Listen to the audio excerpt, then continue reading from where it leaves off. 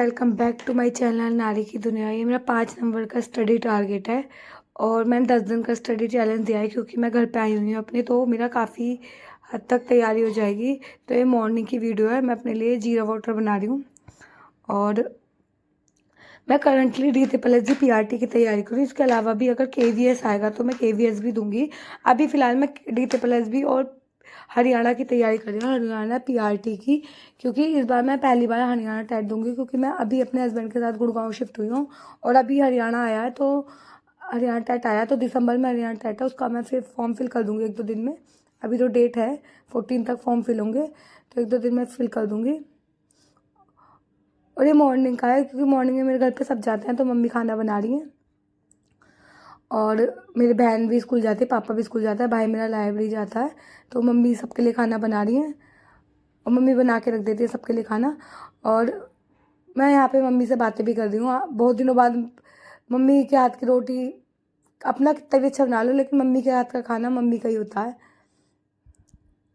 ये बात है जब शादी हो जाती है, जब रियलाइज़ होती है। जिसकी शादी नहीं हुई ना, उसे इतना रियलाइज़ नहीं होता उनकी मम्मियों का, लेकिन जिनकी शादी हो जाती है उन्हें ज़्यादा रियलाइज़ होता है। फिर उसके बाद मैंने कहा मम्मी अब तुम चल जाओ, बाकी की रोटी मैं सेक दूँगी। और ये सब करने के बाद यहाँ मेरे बहन भाई जा चले गए हैं और मैं फर्स्ट स्टडी स्लॉट करने आ गई और फर्स्ट स्टडी स्लॉट में मैं हरियाणा जीके पढ़ रही हूँ। और मैं हरियाणा जीके इसलिए पढ़ रही हूँ क्योंकि एक तो मैंने कभी पढ़ी नहीं है, और जब हमने कोई चीज़ पढ़ी नहीं होती तो स्टार्टिंग उसी से शुरुआत कर देनी चाहिए क्योंकि माइंड बिल्कुल फ्रेश रहता है। और मैं सुबह अर्ली मॉर्निंग अराउंड 10 बजे मैं आ गई थी पढ़ने। और यहाँ आज मैंने टाइमर भी लगा दिया, मुझसे किसी ने कहा था तुम टाइमर लगा के पढ़ा करो। देखो मेरे पे एक्स्ट्रा फ़ोन नहीं है और ये मेरी मम्मी का फ़ोन है, तो मैंने सोचा चलो अभी तो वो काम कर रही हैं तो मैं उनके फ़ोन में टाइमर लगा लेती हूँ। टाइमर लगाने से अंदाज़ हो जाता है हम कितने घंटे स्टडी हमने वास्तव में करी है। अब जैसे देखो वैकेंसी नहीं आ रही, बहुत सारी लड़कियों को या हाउसवाइफ को या सबको या कंटिन्यूटी ब्रेक हो जाती है। जैसे मेरी भी कंटिन्यूटी ब्रेक हो गई। मैंने शादी का 6 महीने बाद तैयारी करनी स्टार्ट किया है, तो स्टार्टिंग में 1 घंटा पढ़ने में भी सिर में दर्द होने लग जाता था। अब तो मैं 7 to 8 आवर पढ़ लेती हूँ, लेकिन स्टार्टिंग में मैं 1-1 मिनट पढ़ने में आधा घंटा। तो हमें स्मॉल स्टेप लेना है। सबसे पहले जो तुम्हारा फेवरेट सब्जेक्ट हो, जैसे मेरा मैथ फेवरेट सब्जेक्ट है, मुझे इंग्लिश भी अच्छी लगती है, तो जो जो मुझे सब्जेक्ट अच्छे लगता है मैंने उससे स्टार्ट किया था। मुझे मॉडर्न हिस्ट्री बहुत पसंद है, मुझे ज्योग्राफी नहीं पसंद, तो मैं ज्योग्राफी से कभी स्टार्ट नहीं किया था। तो जो जो मुझे पसंद था मैंने स्टार्टिंग उससे करी थी कि हाँ इनसे पढ़ने में मुझे इंटरेस्ट आता है। जैसे मेरा मैथ फेवरेट सब्जेक्ट है तो मैं मैथ से स्टार्टिंग करी थी। या CDP मुझे अच्छी लगती है तो मैं CDP भी कर लेती हूँ। तो आपका भी जो भी फेवरेट सब्जेक्ट हो, क्योंकि कहीं से तो स्टार्ट आपको करना पड़ेगा। और क्योंकि देखो जब से मैंने BTC करी थी, BTC करने के बाद दिल्ली में कोई वैकेंसी नहीं आई है। जो लास्ट वैकेंसी आई थी जब उसके फॉर्म भरे गए थे तब हमारा 4th सेमेस्टर का रिजल्ट नहीं आया था। और उसके बाद KVS की एक वैकेंसी आई थी, सिर्फ मेरे BTC करने के बाद एक KVS की ही वैकेंसी आई है। और एक और आई थी यूपी में, अगर कोई यूपी से होगा, जूनियर एडिड का, उसमें भी BTC को अलाउ किया गया था जूनियर एडिड में। उसमें मेरा 70 गुणांक है, लेकिन वो आज तक भर्ती कोर्ट में, अगर कभी वो होगी तो शायद जॉब लग जाए क्योंकि उसमें मेरा 70 गुणांक है 100 में से, मैथ और साइंस में। लेकिन वो 2021 में हुई थी 17 अक्टूबर, और आज तक 24 आ गया और 3 साल हो गए। 3 साल तक आज वो भर्ती कंप्लीट नहीं हुई। सोचा था जॉब लग जाएगी, लेकिन हमेशा चीज़ें हमारे हिसाब से नहीं होती और टीचिंग वैकेंसी नहीं आती तो हम सारा करा कराया भूल भी जाते हैं। उसके लिए हमें रिवीजन करना बहुत मस्ट है। किसी ने पूछा था कि NIOS के नोट्स आप कैसे बना रही हो। देखो मेरे प्रीवियस वीडियो देखना, मैंने एक टॉपिक पढ़ाया भी है और बताया भी है, आप देख लेना उसे कि मैं कैसे बना रही हूँ। और अगर आपको इंटरेस्ट है कि हाँ मैं ठीक समझा रही हूँ तो मैं आगे कंटिन्यू भी कर दूँगी, क्योंकि किसी को पढ़ाने से बहुत जल्दी हम सीख जाते हैं, रिवीजन हो जाता है। अगर आपको इंटरेस्ट है बता देना। मैंने थोड़ा सा बताया यूनिट 1 का 502 ब्लॉक का, प्रीवियस वीडियो देखोगे तो आपको मिल जाएगी। अगर आपको इंटरेस्ट आए तो आप देख सकते हो उसे, क्योंकि अगर आपको याद नहीं हो रहा, जैसे रिवीजन नहीं हो रहा, किसी ने मुझसे कहा था मैथ के लिए कैसे रिवीजन करें, मैथ का बता दो। तो मैथ के लिए एक्चुअली मैंने वीडियो बना तो लिया कैसे करें, अभी मुझे टाइम नहीं मिला उसे एडिट करने का। तो मेरे को अगर टाइम मिल गया तो या तो आज या कल आपको शाम को मिल जाएगी। ये वीडियो भी आपको शाम को ही मिलेगी क्योंकि मैं एडिट मॉर्निंग में कर रही हूँ बैठ के, क्योंकि मुझे रात में टाइम नहीं मिला था, क्योंकि मैं इतने दिनों बाद अपने घर आई हूँ, तो सिर्फ पढ़ती थोड़ी ना रहूँगी। मम्मी कही तू पढ़ने आई है यहाँ, तो हमसे बात कर ले। तो मैं रात में उनसे बात करी थी, फिर लेट हो गया और मेरे को नींद आ गई। और मैं ये मॉर्निंग में एडिट कर रही हूँ अपने पढ़ने से पहले, ये सुबह के टाइम में एडिट कर रही हूँ वीडियो। तो ये वीडियो भी फिर शाम को ही आपको मिलेगी। तो अगर जैसे आपकी सबकी कंटिन्यूटी ब्रेक हो गई है, तो आप अपने लिए क्या करो कि जो आपका फेवरेट सब्जेक्ट है उससे स्टार्ट करो, जो भी आपका मैथ हो, रीजनिंग हो, और उसका ना डेली बेसिस से रिवीजन करते रहो। रिवीजन क्या है, अगर हम रिवीजन किसी भी चीज़ का नहीं करेंगे तो सब भूल जाएंगे। मैं क्या होता है, जो भी पढ़ा उसको वीकली रिवीजन जरूर करती हूँ, उससे क्या होता है वो माइंड में सब चीज़ें रह जाती हैं। और यहाँ जो मैं कर रही हूँ हरियाणा के मेले कर रही हूँ, बता देती हूँ। हरियाणा के मेले बबीता मैम की एक वीडियो थी, वहाँ से करा। और साथ में हरियाणा में वर्तमान में कौन क्या है, जैसे हरियाणा कर्मचारी चयन आयोग में कौन क्या है, ये सब मैंने पढ़ लिया था।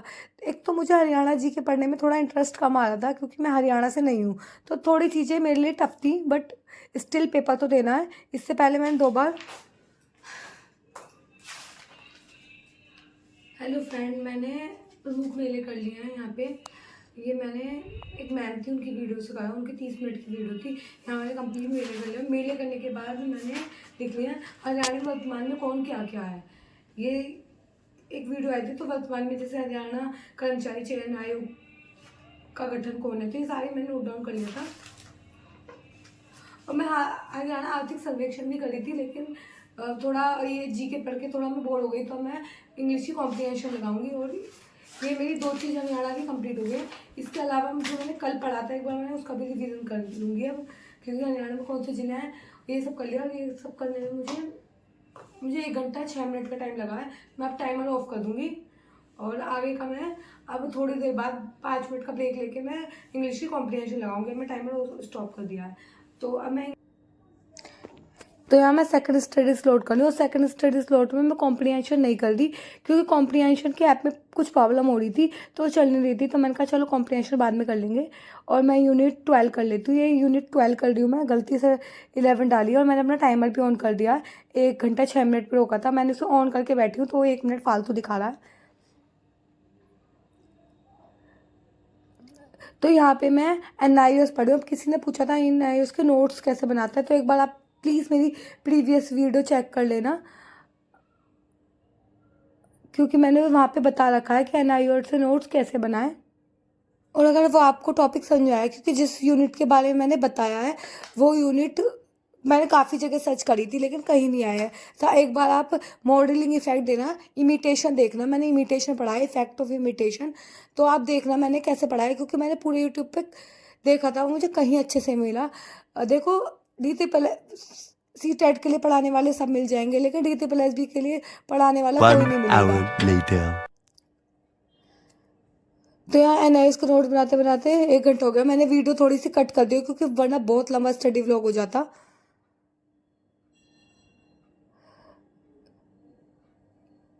और अभी भी ये आई थिंक 20 मिनट का बैठेगा, तो आप एक बार वो वीडियो देख लेना, क्योंकि मैंने मॉडलिंग इफेक्ट बताया है कैसे। क्योंकि ये देखो KVS के लिए भी जब मैंने तैयारी करी थी, कोई भी यूट्यूब पे नहीं पढ़ा रहा था, मैंने सेल्फ ही तैयारी करी थी। और ऐसा मुझे लगता है किसी भी चीज़ की तैयारी करने के लिए अगर हम खुद से चीज़ें खोजें, तो हम ज़्यादा अच्छे से चीज़ें समझ लेते हैं। जैसे मैंने RT एक्ट पढ़ा था, तो RT एक्ट 2009 वाला जो हुआ था, मैंने उसकी पूरी वेबसाइट निकाल के उसमें जो सब आर्टिकल थे वो भी बताए थे। और मैंने NIOS में जो मेरे 150 मार्क्स आए थे, DT+B का PRT का मॉक दिया था, तो मैंने उसमें अपने नोट्स भी दिखाए थे। तो आप जितना सेल्फ तैयारी करोगे, आप अच्छे से रिजल्ट पाओगे। जैसे अब मैं हरियाणा के लिए तैयारी करूँ, मैंने हरियाणा जी के कभी नहीं पढ़ी।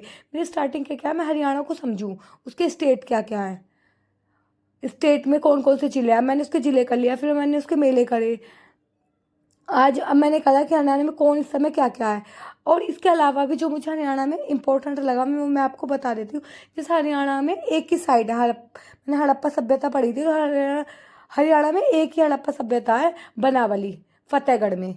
तो मैंने बनावली के बारे में भी पढ़ा कि बनावली है, फतेहगढ़ में है, उसे किसने खोजा, RS बिस्ट ने खोजा। तो मैंने बनावली में कौन कौन सी चीज़ मिलती हैं, सपोज सिंधु घाटी सभ्यता से क्वेश्चन आ गया तो हरियाणा के लिए आया तो सिर्फ आंसर बनावली होगा, क्योंकि हरियाणा में एक ही साइड है, ना हड़प्पा है, ना मोहनजोदाड़ो है, ना धोलावीरा है, कुछ कोई सी भी नहीं है, सिर्फ वहाँ पे बनावली है, और वो भी फतेहगढ़ में। अगर क्वेश्चन आएगा कि इनमें से कौन सी चीज़ कहाँ पे कौन सी साइड में, बनावली होगा, क्योंकि क्वेश्चन हरियाणा के लिए पूछ रहा है तो हरियाणा की ही वो पूछेगा वो।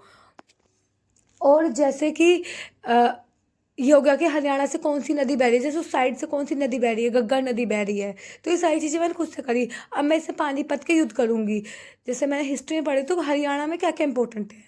अब जैसे तो इस तरीके से मैं पढ़ती हूँ खुद से सोच के कि मैं इसमें और क्या पढ़ सकती हूँ। हरियाणा में मैं पानीपत के युद्ध, तीनों युद्ध पढ़ लूँगी किस किस के बीच हुए। वैसे मैंने पढ़ रखा है पानीपत के युद्ध हिस्ट्री में, लेकिन पर्टिकुलर वो हरियाणा में हुए थे तो किस किस के बीच हुए, वहाँ कौन जीता, कौन से ईयर में हुआ, तो ये भी हरियाणा के पार्ट में आ गया। और जैसे हरियाणा जी के में और क्या पढ़े, 1857 की क्रांति हुई थी तो हरियाणा से में किसने करी स्टार्ट, मैंने काफ़ी ढूंढा, हरियाणा से मुझे कोई मिला नहीं। तो ये जब मैं फ्री होती हूँ तो मैं ढूंढती रहती हूँ कि मुझे और क्या क्या चीज़ें पढ़नी चाहिए। तो मैंने पूरा सिंधु घाटी, क्योंकि स्टडी ब्लॉग में मैं आपको सारी चीज़ें नहीं दिखा सकती, तो जैसे फ्री होती हूँ, लेट गए, क्या कुछ काम करना है तो मैं देख लिया, तो मैंने बनावली के बारे में देखा। तो आप भी ऐसे पढ़ सकते हो। जैसे और भी कोई बहुत सारी चीज़ें पूछेंगे, तो जितना हम सेल्फ चीज़ों को खुद से खोजेंगे तो चीज़ें बहुत इफ़ेक्टिव होंगी। तो यहाँ मैंने पूरे नोट्स तैयार कर लिए और उसके बाद मैं एक दो चीज़ें देख रही हूँ NIOS का, बट क्योंकि एक यूनिट करने में NIOS के अगर एक यूनिट में करने बैठती हूँ मुझे 1.5 से 2 घंटे लगते हैं एक यूनिट, क्योंकि बहुत बड़ी बड़ी यूनिट है। उन्हें मैं अच्छे से पढ़ती हूँ, फिर उसके नोट्स बनाती हूँ, पहले पूरा पॉइंट पढ़ती हूँ। ब्लैक एंड वाइट है, अगर आप NIOS पढ़ोगे आपको बिल्कुल इंटरेस्ट नहीं आएगा, लेकिन जैसे जैसे आपकी हैबिट होगी, अब जैसे मेरा ये 3rd ब्लॉक चल रहा है तो मुझे हैबिट हो गई है। तो और ये कंप्यूटर के बारे में था, और कंप्यूटर मैंने पढ़ रखा है, मिनी कंप्यूटर, सुपर कंप्यूटर, और फिर भी मैंने इसके बारे में सब कुछ नोट डाउन कर दिया, क्योंकि मेरे को लगता है कि सारा कंप्यूटर के बारे में भी नोट डाउन करना चाहिए। और यहाँ मैंने अपना टाइमर ऑफ कर दिया है, मेरा कंप्लीट हो गया था 2 hours और ये later. अराउंड 2 घंटे में ये मैंने सब नोट डाउन कर लिया था। और उसके बाद मैं चली गई थी नीचे। तो आज मैंने लगभग सुबह मॉर्निंग में ही 3 घंटे की पढ़ाई कर ली। ये टाइमर लगाने से फ़ायदा होता है कि हमें रियलाइज़ होता है कि हम क्या कर रहे हैं। हमें थोड़ा सा लंच किया अपना और थोड़ी देर बाद रेस्ट करके 10-15 मिनट का 3rd स्टडी स्लॉट कर रही हूँ। 3rd स्टडी स्लॉट में मैं कॉम्प्रिहेंशन लगा रही हूँ इंग्लिश माध्यम ऐप से, और मैंने अपना टाइमर भी ऑन कर दिया। बल्कि मेरी मम्मी फ़ोन मांग रही थी, फ़ोन दे दे मेरा, सुबह से लेके बैठी है। तो मैंने कहा अब ये वाला स्लॉट कर लूँ, उसके बाद तुम फ़ोन ले लेना। तो यहाँ पे मैं इंग्लिश माध्यम ऐप से कॉम्प्रिहेंशन लगा रही हूँ। अब मुझसे किसी ने ये भी कहा था कि आप एक बार दिखा दो। अब देखो ये वीडियो मेरी कल की बनी हुई है, इसे एडिट मैं आज कर रही हूँ, तो इसमें मैं इसे दिखा नहीं सकती आपको मैं। हाँ, जो मेरी नेक्स्ट वीडियो कल शाम को आएगी या मॉर्निंग में आएगी, वो डिपेंड करता है मैं किस टाइम एडिट करूँ। तो मैं उसमें आपको बता दूँगी मैं कैसे कैसे ऐप होती है और कैसे कैसे ये। वैसे मैंने एक किसी वीडियो में बताया भी था पुरानी वीडियो में, पर आपको मिलेगा नहीं, तो मैं कल बता दूँगी, कल की वीडियो में बता दूँगी। और आप एक बार NIOS का भी ज़रूर देखना। तो ये मैं कॉम्प्रिहेंशन में डेली कॉम्प्रिहेंशन लगाती हूँ। कॉम्प्रिहेंशन डेली लगाने से क्या होता है, हमारी कॉम्प्रिहेंशन की बहुत ज़्यादा प्रैक्टिस हो जाती है। जैसे अब मेरे कॉम्प्रिहेंशन के क्वेश्चन गलत नहीं होते, एक तो ऐसा नहीं है सारे गलत नहीं होते, काफ़ी गलत भी होते हैं। जैसे एंटोनियम सिनोनिम भी मुझे अच्छे से याद नहीं है, मैं याद करती भी हूँ, लेकिन एंटोनियम सिनोनिम की कोई लिमिट नहीं है, तो जितने भी होते हैं। और मैं डेली इसमें वर्ड मीनिंग भी लिखती हूँ। ये 20 मिनट का टेस्ट होता है, तो मेरा 13 to 14 मिनट में कंप्लीट हो जाता है। तो ये मेरा टेस्ट देखो कंप्लीट हो चुका है यहाँ पे, और यहाँ मैं आप टेस्ट सबमिट कर दूँगी। और मैंने 20 क्वेश्चन अटैम्प्ट करे और 5 छोड़ दिए थे मैंने, मैं कंफ्यूज थी 5 में। और मेरे आज कम नंबर है, 50 में से 32.5 है, क्योंकि 17 मेरे करेक्ट हैं और 3 इनकरेक्ट है, तो 3 के 1.5 नंबर कट गया। 17 के 34 नंबर होते तो 1.5 नंबर इनका कट गया। फिर मैंने ये देखा मेरा क्वेश्चन कहाँ पे गलत है, तो इसे देखने में 15-20 मिनट लग जाते हैं, कौन सा क्वेश्चन गलत हुआ, कौन सा मैंने छोड़ा, कॉम्प्रिहेंड। और फिर मैं याद करती हूँ वर्ड मीनिंग जो मैंने पहले लिखे हुए थे। ये मैं, अगर आप मेरे को फॉलो कर रहे हैं तो मैं 28 सितंबर को स्टार्ट किए थे वर्ड मीनिंग लिखने। अगर जैसे किसी दिन के मेरे छूट गए, मैं उन्हें नहीं लिखती, क्योंकि वर्ड मीनिंग रिपीट होते हैं। अगर कोई लिख रहा होगा, 1 महीने से मैं लिख रही हूँ, तो वर्ड मीनिंग बीच बीच में रिपीट होते हैं। मान लो किसी दिन दिवाली के वीक में मेरे छूट गए थे, तो मैं उन्हें नहीं लिखती, और मैं वही वर्ड मीनिंग लिखती हूँ जो ये ऐप देती है। मैं यहाँ से वर्ड मीनिंग लिखती हूँ और फिर इनको मैं फर्स्ट डे से रिवाइज़ करती हूँ। तो मुझे आधा घंटा लगता है रिवाइज़ करने में, बहुत ज़्यादा टाइम नहीं लगता, क्योंकि मुझे पहले के याद हो गए हैं। सिर्फ आधा घंटे में मेरे अब जितने भी लिखे हुए हैं वर्ड मीनिंग, अराउंड मेरे पे 500-700 वर्ड मीनिंग होंगे, ज़्यादा भी हो सकते हैं। तो मेरे को आधा घंटे में, डेली मैं आधा घंटा देती हूँ, आधा घंटे में सारे वर्ड मीनिंग याद हो जाते हैं। जो स्टार्टिंग के मैं लिखती हूँ, जैसे ये मेरे 5 नवंबर के लिखे हैं मैंने, इसे याद करने में थोड़ा थोड़ा टाइम लगता है, और जो मेरे को याद नहीं हो रहा उन पर मैं टिक लगा देती हूँ। तो ये मैं सारे पलट पलट के देख रही थी कि कौन सा, जैसे जिन पे मेरे टिक लग रहे हैं वो मुझे याद नहीं थे, क्या अब वो मुझे याद है, तो ऐसे मैं देख लेती हूँ सारे के सारे, तो वो मुझे सारे मोस्टली याद थे। और ये मैंने कर लिया था, और करने के बाद लगभग 3 घंटे 53 मिनट की मेरी स्टडी हो गई है। और मेरी मम्मी मुझे आवाज़ लगा रही थी मेरा फ़ोन दे जा, तो मैं उनका फ़ोन देने चली गई और थोड़ी सी उनसे बात करी। फिर मैंने कहा चाय बना लो, तो चाय पी के फिर मैं 4th स्टडी स्लॉट करने आ गई थी। और अब मैंने टाइमर नहीं लगाया, क्योंकि मैंने मम्मी को फ़ोन दे दिया उनका। और 4th स्टडी स्लॉट में मैं बायोडाइवर्सिटी पढ़ रही हूँ। अब देखो आप, जैसे एच टैट की आप तैयारी करो, आप सर्च करोगे, मैं EVS एच टैट के लिए कर रही हूँ। तो एच टैट, जैसे मैंने भी सर्च किया था, यूट्यूब पे सब सर्च करते हैं एच टैट के, तो वो क्वेश्चन आंसर से पढ़ाते हैं, और मुझे क्वेश्चन आंसर से समझ में नहीं आता बिल्कुल भी, कि ना मुझे क्वेश्चन पता ना उसका आंसर पता, मैं ऐसे नहीं पढ़ सकती। तो मैं सिर्फ टॉपिक लिखती हूँ, मैंने GS के भी टॉपिक बता रखे हैं, वो टॉपिक में क्या क्या है वो मैं पढ़ती हूँ। फिर उनसे कोई भी ऑब्जेक्टिव हो जाए वो तो क्लियर आउट हो ही जाएगा।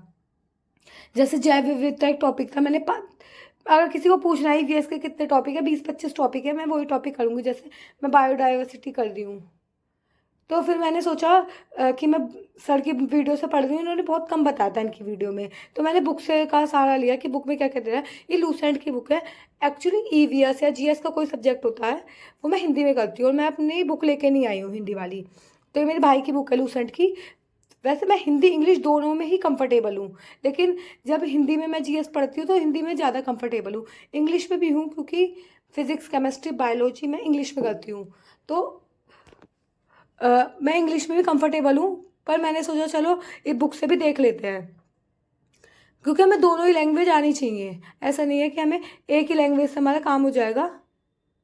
क्योंकि मैं NIOS, आप मेरे को देखते होगे, मैं NIOS के नोट्स बनाती हूँ, तो NIOS के नोट्स मैं इंग्लिश में बनाती हूँ। मैंने एक भी नोट्स हिंदी में नहीं बनाया, ना वो मेरी समझ में आती, क्योंकि इतनी ज़्यादा हार्ड लैंग्वेज दे रखी होती है। तो मैं बहुत ज़्यादा कंफर्टेबल हूँ। और ये मैंने सारे क्वेश्चन नोट कर लिए थे जो सर ने 1 बताए, hour और later. ये मेरा कंप्लीट हो गया था। और मैंने जो बुक से नोट किया वो मैं भी दिखा देती हूँ। ये मैंने नोट्स बनाए थे और ये सब मैंने बुक से नोट किया। और रात में 5th स्टडी स्लॉट कर दी हूँ, क्योंकि मैं रात में मैथ करती हूँ। और इसकी मैथ की सिर्फ मैंने को 2 वीडियो करनी थी, लेकिन मैंने सिर्फ एक ही वीडियो कर पाई, क्योंकि मेरी मम्मी मुझे बुला रही थी कि तू यहाँ के भी पढ़ती रहेगी, ऐसा उन्होंने मुझसे कहा। तो मैंने सोचा चलो ठीक है, घर वालों को भी मैं 2.5 महीने बाद, राखी के बाद अपने घर आई हूँ, घर वालों को भी टाइम देना पड़ेगा। तो मैंने सोचा चलो ठीक है एक ही वीडियो करते हैं। तो यहाँ पे सर ने सक्सेसिव डिस्काउंट के बारे में पढ़ाया था कि सक्सेसिव डिस्काउंट क्या होता है, हमें क्या। और रात में ऐसा सब्जेक्ट चूज़ करो आप, जैसे मैं मैथ चूज़ करती हूँ, कभी कभी रीजनिंग। मैं रात में कभी भी NIOS नहीं पढ़ती, ना पढ़ती दिखाई दूंगी, क्योंकि मैं नहीं पढ़ सकती हूँ याद करने वाली चीज़ें रात में। तो ये देखो सर की शीट है, मैंने सारी शीट निकलवा रखी है परसेंटेज की, और ये मेरी सेकंड शीट चल रही है। और इसकी 16 वीडियो है, टोटल 22 वीडियो है इसमें। 16 मेरी कंप्लीट हो गई, लेकिन 16 के मेरे पे क्वेश्चन हुए नहीं थे, मैंने बीच में करके देखे थे, तो मेरे से हो नहीं रहे थे क्वेश्चन, टाइम लग रहा था। तो मैं दोबारा से 16 ही वीडियो कर रही हूँ। तो मैंने सोचा पहले 16 ही करते हैं, क्योंकि क्वेश्चन नहीं हो रहे थे इसके, क्योंकि मैंने एक पेपर लगाया था उसमें मेरे को इस टाइप के क्वेश्चन नहीं हुए थे। तो आज जो मेरा हुआ है, हरियाणा के मेले कंप्लीट हो गए, और साथ में मैंने हरियाणा में कौन क्या क्या है कॉम्प्रीहेंशन कर लिया, ना ही उसकी यूनिट। और मैथ में सिर्फ एक वीडियो करी है, और EVS से मैंने ओनली बायोडाइवर्सिटी करी है। ग्रीन हाउस गैस नहीं किया कि ग्रीन हाउस से क्या क्या इफेक्ट होते हैं, कौन कौन सी गैस होती है। तो आज की वीडियो में इतना ही, और मैंने अपने आप को दुखी वाला स्टिकर दिया। आज की वीडियो में इतना ही। वीडियो पसंद आई है तो वीडियो को लाइक करना, और चैनल